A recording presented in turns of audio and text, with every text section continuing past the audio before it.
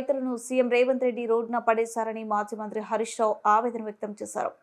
కాంగ్రెస్ పాలనలో 41% crime rate పెరిగిందని గుర్తు చేశారు. ఇది రేవంత్ రెడ్డి సాధించిన ప్రగతి అని హరీష్ రావు విమర్శించారు. మాజీ సీఎం కేసీఆర్ నిర్మించి తలపెట్టిన 24 అంతస్తుల ఎంజీఎం ఆసుపత్రిని కాంగ్రెస్ ప్రభుత్వం పూర్తి నిర్లక్ష్యం చేసిందని మాజీ మంత్రి హరీష్ రావు ఆరోపించారు. 2023 అక్టోబర్ నెలలో ఎలా ఉందో ఇప్పుడు కూడా అదే పరిస్థితి. ఏమాత్రం పురోగతి లేదన్నారు. ఏడాది వ్యవధిలో 16% పనులు పూర్తి చేసి తీరిక లేదని చెప్పారు. ఇవాళ వరంగల్లో హరీష్ రావు పర్యటించారు.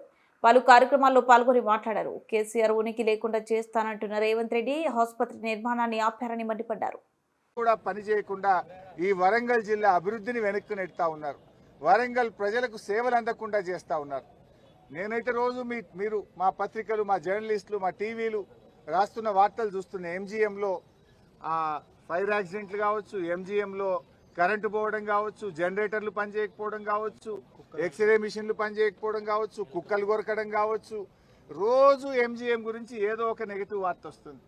ఎంజీఎం పోతే మందులే లేవు, బయటకు రాస్తున్నారనే వార్తలు కూడా నేను టీవీల్లో, పత్రికల్లో చూస్తూ ఉన్నా. అంటే ఆసుపత్రి నిర్వహణ పూర్తిగా ఫెయిల్ అయిపోయింది. పేదలకు సరి అయిన వైద్యం దొరకడం లేదు. ఉన్న ఎంజీఎంను పట్టించుకోవడం లేదు. దాదాపు 84% పూర్తయినటువంటి ఆసుపత్రిని పడావు పెట్టి దాన్ని పూర్తి చేయకుండా తీవ్రమైనటువంటి నిర్లక్ష్యం చేస్తూ ఉన్నారు.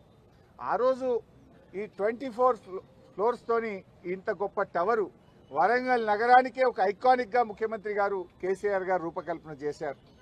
G+23 ఫ్లోర్స్ ఆ రోజు మేము అనుకున్నది ఏంటంటే అప్ టు 60 మీటర్స్ అంటే 14 ఫ్లోర్లు, 14 ఫ్లోర్ వరకు హాస్పిటల్ ఉంటుంది. 14 నుంచి 24 వరకు మిగతా 10 ఫ్లోర్లలో పీజీ స్టూడెంట్స్ అకామిడేషను, డాక్టర్ల అకామిడేషను, స్టాఫ్ నర్సుల అకామిడేషను, బ్లడ్ బ్యాంకు, ల్యాబ్స్, ప్రొఫెసర్లకు, సూపరింటెండెంట్లకు వాళ్ళ ఆఫీసు, ఇవన్నీ కూడా మిగతా 10 ఫ్లోర్లలో ఏర్పాటు చేశాం. అంటే మొదటి 14 ఫ్లోర్లలో హాస్పిటల్ను, మిగతా 10 ఫ్లోర్లలో బ్లడ్ బ్యాంకులు, మన టెస్టింగ్ సెంటర్లు, labs, quarters, PG students quarters, doctors quarters, ఇవన్నీ కూడా జాగ్రత్తగా అందరు ఇక్కడే ఉంటే ఎమర్జెన్సీ సేవలు బాగా అందుతాయని ఎంతో ప్రణాళికబద్ధంగా చేశాం. అయితే ఈ ప్రభుత్వం వచ్చినాక ఏదో ఒకటి, ఎందుకంటే వాళ్ళు బురద చల్లడమే లక్ష్యం తప్ప ఒక మంచి పనిని ముందుకు తీసుకుపోయే సోయి ఈ కాంగ్రెస్ ప్రభుత్వానికి లేకపోయింది. వాళ్ళు ఏమంటారు, 24 అంతస్తుల హాస్పిటల్ ఉంటుందా అని కొత్త కథ పెట్టారు.